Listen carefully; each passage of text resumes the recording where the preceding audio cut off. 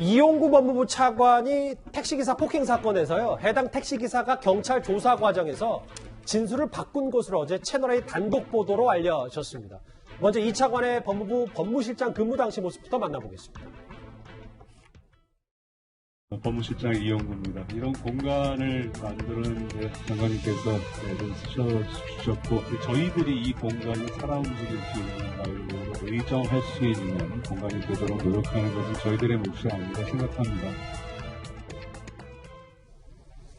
이 부분 좀 중요해서 제가 하나하나 다 읽어볼게요. 첫 번째 최초 진술 때는 이용구 차관이 강남역 근처에서 갑자기 택시 뒷문을 열었고 위험해서 제지하자 욕설을 했다. 목적지에 거의 다 왔을 때, 그러니까 멈춘 상태가 아니다라는 뉘앙스로도 읽혀지는데 내릴 곳을 묻자 목 부위를 잡았다. 그런데 다음 판을 좀 보겠습니다. 다음 그래픽을 보면 최초 진술 4월 뒤에 시도 대기 중이었고 목적지에 도착한 뒤에 멱살을 잡았다. 이렇게 얘기했거든요. 김 변호사님. 이거 완전히 다르죠. 그러니까 예. 최초 진술은 보니까 그 서초 파출소에 가서 진술한 것 같아요. 그러니까 파출소에서 무슨 정식 조서를 쓴 건 아니고 파출소에서 이제 신고할 때 그렇게 이렇게 얘기를 하니까 파출소에서 아마 수사보고 형태로 써서 서초경찰서로 보낸 것 같습니다. 정식 진술은 아니고. 그런데 최초 진술에서는 뭐라고 그랬냐면은 운행 중에 폭행한 거로 돼 있어요. 근데 운행 중에 폭행은 잘 아시겠지만 누가 봐도 그냥 특가법 적용 사안이죠. 그런데 이제 사흘 뒤에 합의서를 제출하고 처벌 불원서를 제출하면서 서초 경찰서에 와서 정식 진술조서, 피해자의 진술조서를 쓸 때는 아니 그게 아니고 당신은 신호대기 중이었고 목적지에 다 도착해서 이제 폭행을 이렇게 얘기를 한 겁니다. 그러면 이제 그걸 근거로 해가지고 경찰은 아니 운행 중이 아니라 정차한 상태니까 특가범이나 단순 폭행이다 이렇게 얘기를 한 것 같습니다. 여러 우리가 이제 피해자 있는 사건을 처리하다 보면 피해자가 진술 바뀌는 경우가 많습니다. 네. 많고 특히 그 과정에 합의가 껴있으면 합의 과정에서 진술이 바뀌는 예는 허다하게 많아요. 그리고 어쨌든 최종 진술 조서가 운행 중에 마지막 정차하고 내릴 때 폭행했습니다라고 마지막 진술을 그렇게 돼 있기 때문에 그걸 바탕으로 사건 처리하는 거 저는 동의할 수 있습니다. 다만 그 마지막 진술 조서를 가지고 사건 처리한다 하더라도 제가 그제도 말씀드렸지만 사건 자체가 잘못됐다는 거죠. 아니 개정된 법률에 정차한 다음에도 운행 중이라고 봤기 때문에 특가법 해야 되는 게 맞는 거고 설사 경찰 주장대로 그런 경우에도 폭행죄 인정한 판례가 있어요라고 해서 폭행죄를 인정한다 하더라도 폭행죄에서 합의를 했잖아요. 그리고 정식 진술조서가 있잖아요. 그럼 입건한 거잖아요. 그럼 사건 번호 따고 검찰에서 보고하고 불기소 처분하는 게 맞죠? 공소권 없으면 불기소 처분. 나중에 범죄 경력조에 뜨면 나오는 걸로. 근데 내사 종결 처리했어요. 입건도 안 한 거예요. 정식 진술조서가 있는데. 알겠습니다. 그렇기 때문에 저는 사건 처리 과정에서 어떤 형태로든지 문제는 좀 있다라고 좀 말씀을 드리는 거죠. 진술이 번복됐던 그렇지 않던 나중 진술이라도 봐도 특가법 적용이 개정된 것으로는 맞다. 장혜철 변호사님.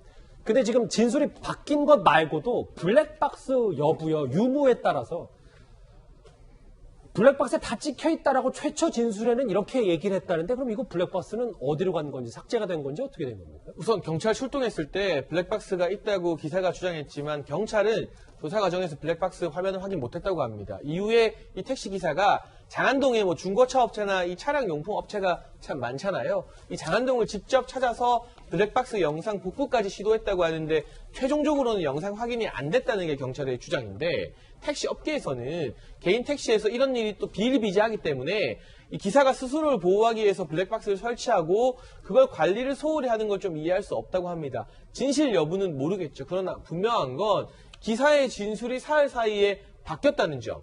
그리고 경찰이 소환 통보까지 했는데 경찰서 오라고 했는데 이렇게 불응해서 안 가도 되는 게 이렇게 쉬운 일인가 이번에 처음 알았거든요. 소환에 불응하고 나서 내사 종결이 됐다는 점. 그리고 블랙박스 영상이 있었느냐 없었느냐가 뭔가 의혹을 자아낸다는 이 점에서 석연치 않은 구석이 상당히 많다. 결국 택시기사가 처음 신고하고 진술을 바꾸는 그 사흘 사이에 이 이용구 차관과 뭔가 모종의 합의가 있었던 것이 아닌가 하는 합리적 추론은 우리가 강하게 할 수밖에 없고요. 최초 진술을 근거로 해서 다시 조사를 해야만 국민들이 이거 유전무죄, 무전유죄 아니라는 그런 생각을 가지게 될 것 같습니다. 조상호 부대변인. 네.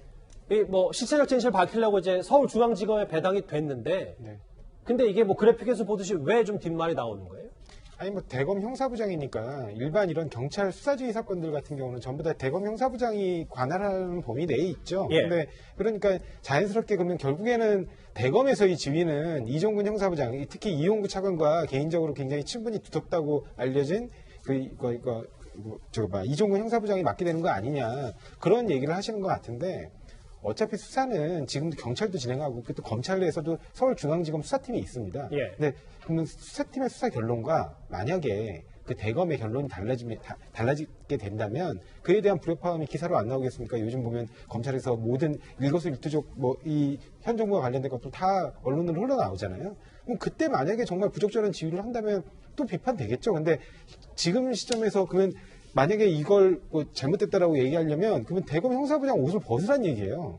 그러니까 그건 좀 과하거든요. 그러니까 일단은 지켜보시면 될 것 같습니다. 일단 그 택시기사 폭행 사건의 실체를 예, 지금 검찰이 어차피 수사팀이 직접 수사하고 있으니까 알겠습니다. 거기에 혹시 부당하게 관여하는 부분이 있다면 또 뭐 당연히 언론에서 취재가 되겠죠. 만약 이용구- 그런 부분이 있으면 비판하면 될 거라고 생각합니다. 알겠습니다. 네.